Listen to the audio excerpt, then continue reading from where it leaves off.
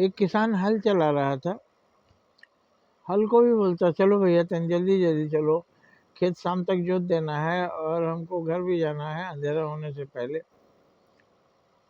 पीठ पर पीठ सहला देता था, ठुक ठुक देता था, जल्दी जल्दी बैल चल रहा था। रास्ते चलने वाले एक आदमी ने पूछा, ये बैल कुछ समझ रहा है जो तुम उसको भैया बाबू बोल रहे हो? किसान बोला, सब समझते हैं, सब जीव जंतु समझते हैं मीठी बोली।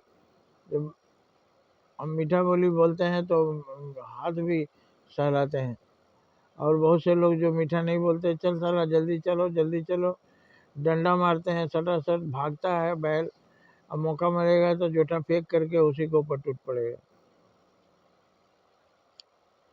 तो ये होता है मीठी बोली का असर। वो बैलों को भी बोलता था, कुछ करता था, कभी मारता नहीं था, पीठ पर हाथ फेरता था, ले जाता था, पानी पिलाता था, खिलाता था, तो पीठ पर हाथ फेरते रहता था, जैसे लगता था वो दोनों बैल उसके दो भाई हैं। तो ये मीठी बोली का असर होता है। बहुत से लोग घोड़े पर सवार होते हैं और मारते हैं सटासट, घोड़ा भागता है ठीक जरूर, लेकिन बहुत से लोग वो पशुओं के साथ भी प्यार का व्यवहार करते हैं। हाथ फेरने से उसको आप कुछ दे नहीं देते, और डंडा मारने से आपको कहीं रोकड़ा नहीं मिल जाता, लेकिन डंडा मारने से वो भड़क जाता है, और प्यार से हाथ फेरने से वशीकरण होता है, वो आपके वश में हो जाता है, जो बोलते हैं वो करता है, आपको भी सुकून। किसको किसको कड़वा बोलेंगे, किसको किसको मारेंगे, चारों तरफ तो लोग हैं, चारों तरफ भगवान है, तो भगवान से नफरत आप कर रहे हैं। भगवान ही जीव जंतु के रूप में है। घर के बाहर कुत्ता है, उसको भी पुचकार के थोड़ा सा जूठा भात देते हैं, खा लेता है, आसपास रहता है, रात में घर की रखवाली करता है, भौंकता है। तो मीठी बोली से सारी दुनिया वश में हो जाती है। अब एक चाय वाले को भी अगर कोई बोलता है, ए चाय वाला थोड़ा चाय दे तो, अच्छा से बना के देना, तो वो मन में सोचता है कैसा आदमी है, बना के दे देता है, लेकिन वो बनाते समय उसको क्रोध रहता है, तो उसका असर पड़ता है। आप कोई खाना खाने का चीज़ प्यार से बनाते हैं तो उसमें रस मिल जाता है, अगर नफरत से गुस्से से बनाते हैं तो उसमें विष मिल जाता है।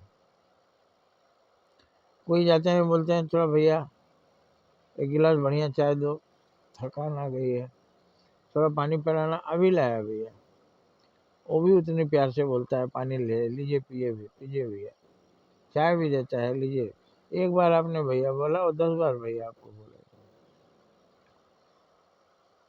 तो आपको दुनिया में जीना है तो सबके अंदर जब आप परमात्मा देखना है, ब्रह्म ज्ञानी है, तत्व ज्ञानी है, सबके अंदर परमात्मा है, अर्थात तो जीव जीव जो है वो तो परमात्मा है, ईश्वर अंश जीव अविनाशी। तो जीव जो है वो किसका अंश है? ईश्वर का अंश है, और वो अविनाशी है, वो मरता नहीं, यही तो गीता का सार है।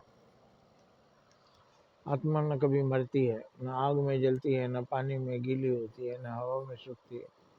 आत्मा अजर अमर है, शरीरों के मरने से आत्मा नहीं मरती, आत्मा एक शरीर से दूसरे शरीर में जाती है। ये सब क्या है? तो परमात्मा का तो भजन करना चाहिए। भजन का मतलब मीठी बोली, और वो भी बहुत ही मीठी। आखिर भगवान को खुश करने के लिए कितना मिठास लाते हैं अपनी वाणी में। भजते हैं, बार बार पुकारते हैं, तब वो आते हैं। तो भजते हैं, बार बार पुराते हैं, तब पुरा आते हैं। तो आपको तो चारों तरफ ईश्वर ही है, यही कहीं आस पास है खुदा। जितने जीव जंतु हैं सब तो खुदा, सब में खुदा है।